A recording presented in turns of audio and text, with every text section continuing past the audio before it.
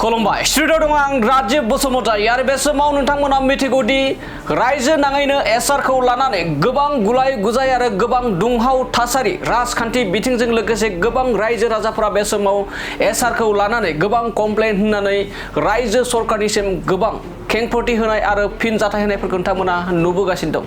नाथाय बे समाव बिटिसि सरकारनि मोनसे गोख्रों थांखि बे थांखियानो जाहैबाय बिटिआरनि एबा बिटिसिनि गासै मोनबा जिल्लायाव एसआरखौ टटेलि बन्द खालामनाय जाबाय। नंगौ बे समाव बिटिसिनि चिफ हाग्रामा महिलारिनि मोनसे गोख्रों थांखि मोनसेबो हारिखौ एबा जायखिजाया हारिखौनो एसआरजों जोंनि बिटिसि ओनसोलाव हाराखास्ति खालामनो मोना होननानै बे समाव थांखि लानाय जाबाय, जेराव बिटिसि ओनसोलावबो एसआरजों लोगोसे गोबां सुबुंफोरनि एबा गोबां माइनरिटिजों लोगोसे गोबां सुबुंफोरनि मुं दानजानानै फैदोंमोन आरो लोगोसे गोबां नटिस फैदोंमोन। बेखौ लानानै राजखान्थि बिथिङाव गोबां गुलाय गुजाय आरो गोबां बिटिसि सरकारखौबो बे समाव सोंखारिलायनायखौ नुनो मोननाय जादोंमोन। नाथाय बे समाव बिटिसि सरकारनिफ्राय गोख्रों थांखि बिटिसिनि गासै मोनबा जिल्ला जेरै उदालगुरि, तामुलपुर, चिरां, बाक्सा आरो कक्राझार गासै बे मोनबा जिल्लायावबो एसआरखौ टटेलि बन्द खालामनाय जाबाय। मानो होनना बुङोब्ला बे समाव मैयासो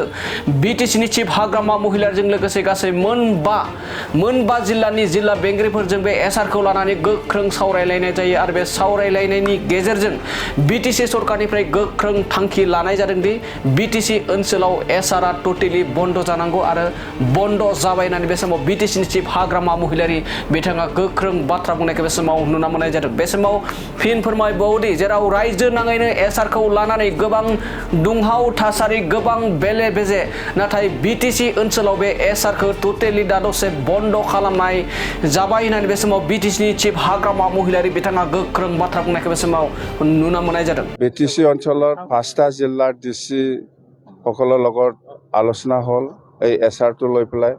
আমাৰ কেবিনেট মিনিষ্টাৰ জয়ন্ত মল্ল বৰুৱা ডাঙৰীয়াও আছে। মুঠতে যিখিনি হুলস্থুল বা যিখিনি উৰা বাতৰি হওক বা ফলছে হওক বা যিকোনো সেইটো একো প্ৰব্লেম নহ'ব বিটিসি অঞ্চলত। সেইখিনি কথা আমি জনাই দিছোঁ। ডিসি সকলেও আজি আমাক কথা দিছে যে এনেকুৱা আৰু নহ'ব, আমি ফুল ষ্টপ কৰিম। এইটোতো কনষ্টিটিউচনেল বস্তু হয় নহয়, মুঠতে বিটিসি এৰিয়াত সেইটো আজিৰ দিনত কোনো টেনশ্যন নাই। একো নহয় বুলি কোৱাতে চব বুজিব লাগে। আমাৰ কি আছে, টেনশ্যন ল'ব লগা একো নাই।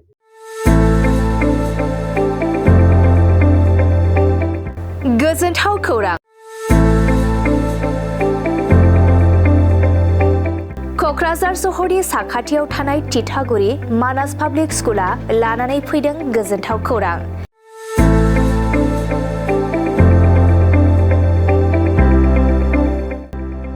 मानास पाब्लिक स्कुला गुन गोनां सोलोंथाइ बोसोरनि नार्सारिनिफ्राय थाखो 9सिम फरायसा फरायसुलिफोरनि गोदानै 2026-27 मायथाइनि गोदानै मुं थिसननायनि खाबुफोर होगासिनो दं।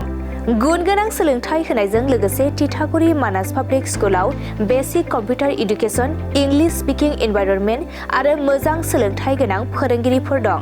फरायसा फरायसुलिफोरनि थाखाय सोलोंथाइ लानायजों गोबां मोजां खाबुफोर दं, जेरै योगानि खाबु आरो हिन्जावसा आरो हौवासाफोरनि थानायनि थाखाय सेपारेट हस्टेलनिबो खाबुफोर दं। नोंथाङा आबुङै मिथिबावनो थाखाय थोंजोङै नैबे 600083288600048962 आरो 9101008849 जामबुं नम्बराव खौरां लाहरनो हागोन।